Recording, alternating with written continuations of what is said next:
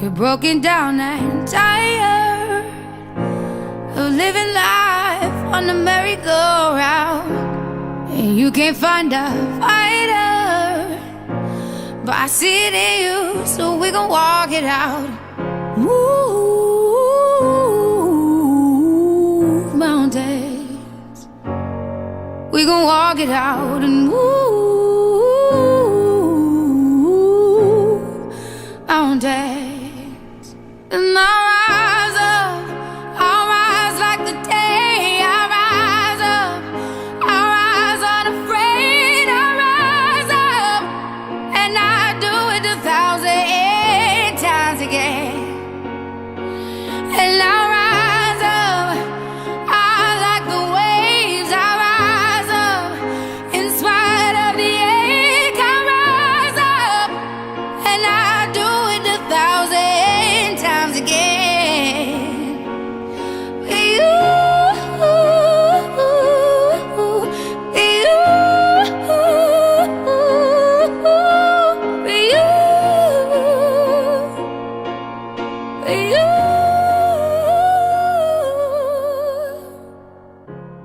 The silence is quiet. At the age of 19, I was diagnosed with stage 3B Hodgkin's lymphoma. I was diagnosed on December 22nd, just a few days before Christmas. The reason behind this video is people need to start talking about it. We need to talk about cancer. We need to talk about how people are affected differently and how important it is to really focus on the mental health, not just on the physical health.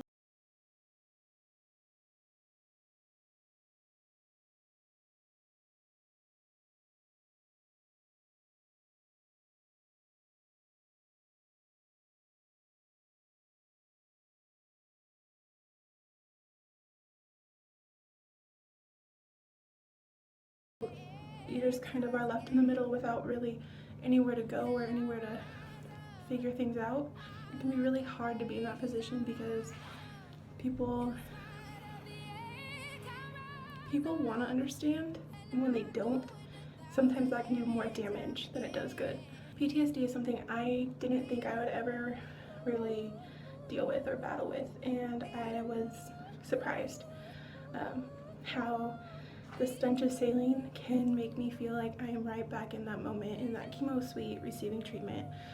And when I get to the hospital or a doctor's office, before I even walk in, I know, like, I have this feeling that something bad's gonna happen. Sometimes it does, sometimes it doesn't, but you never really know until you're there. The more we talk about it, the more help there's gonna be out there. And this really is just to start the conversation. The people in my support group have helped me out immensely, but we're spread all across the world. Some of us have never met each other, and it's really hard to, even when you do finally find an outlet and people that get it, and then you can't even have it, you know, you have to, there's time zones, and we all have lives. It's so hard to connect, but it's something we're working on, and I think that it's really important to be able to find support groups and have people help you. It's okay to ask for help when you need it. People are really ashamed, I think, to admit that they need help, especially mental health help when they're going through this. A lot of them feel like they're already a burden on their families for having the diagnosis, let alone that they need to seek professional help.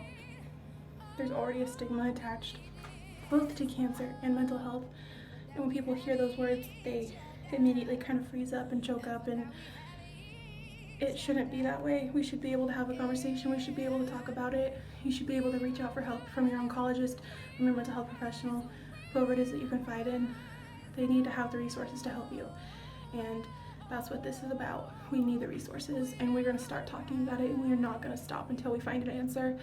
And I hope that everyone watching this will do what they can to encourage the world to realize mental health and realize oncology and realize the connection, so that patients can really finally start living when they're done with cancer, even while they're going through treatment, that they can get their lives back. Because a lot of people lose them even if they don't.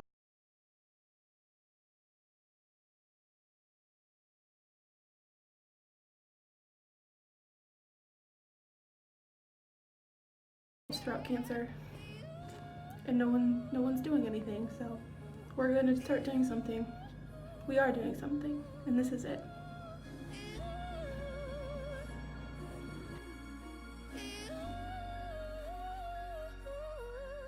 My name is Michelle DeFiore. I got diagnosed with Hodgkin lymphoma at 22. I'm now 25, and I now suffer from anxiety disorder.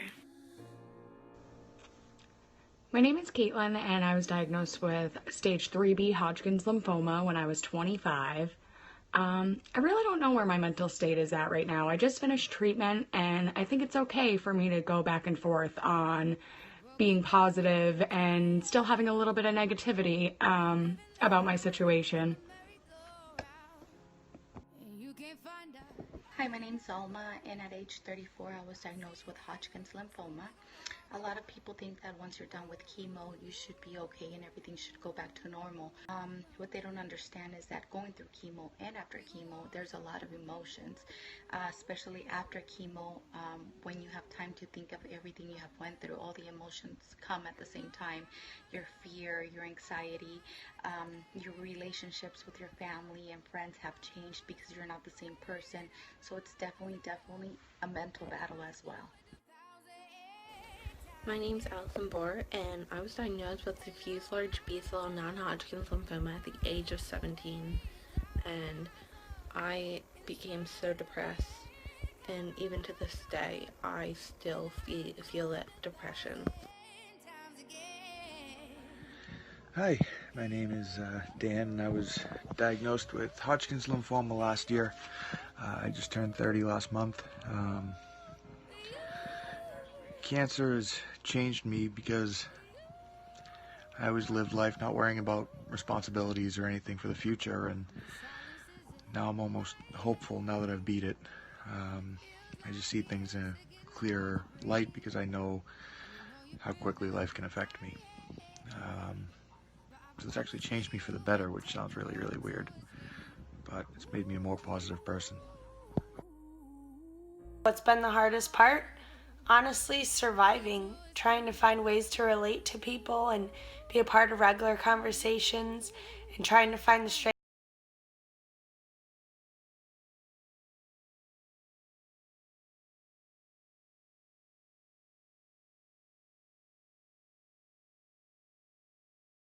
I was diagnosed with non-Hodgkin's lymphoma twice. I was in treatment for a total of 15 months in a span of 2 years. And I feel very lucky and happy that I am alive today and got through treatment. But I cannot deny the fact how cancer affects my mental health and my life on a day-to-day basis. Aside from the obvious long-term side effects that I got from the treatment, there's always that constant anxiety that I get when I'm about to do blood work or a scan. And as a cancer survivor, there is no simple medical test for us. Every little ache or symptom, it makes me think, is it back? With the constant worry and anxiety of a possible recurrence, it makes it hard for me to move on and focus on goals like any other normal young adult. My name's Heaven. I am 23. I was diagnosed with stage 3B, nodular lymphocyte predominant Hodgkin's and non-Hodgkin's lymphoma when I was 20. When the battle is over, there's a lot of depression and anxiety that comes along with it that just stays with you. Hi, my name is Leah. I have refractory Hodgkin's lymphoma. I was diagnosed at 25 years old, and after having 6 months of remission, after having a stem cell transplant, I just found out that I have relapsed. So the journey continues.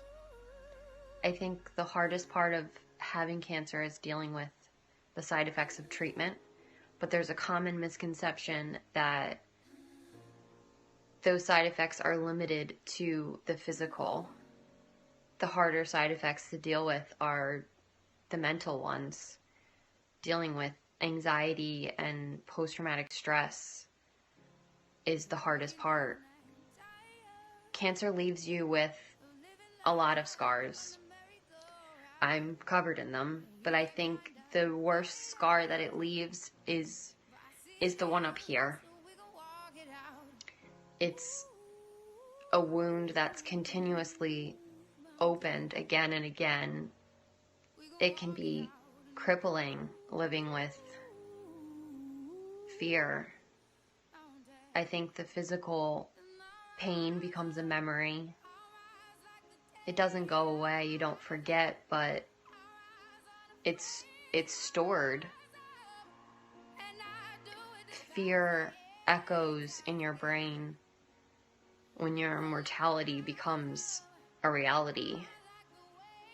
Learning to incorporate yourself back into the world, it just seems impossible after going through what you've gone through. And being in treatment, or for me relapsing right now, it's almost torturous that you become so grateful to be alive and to have a second chance. You almost don't know what to do with it. You're constantly living in fear that it'll come back. And for me, now that it has, you wonder how long you have. And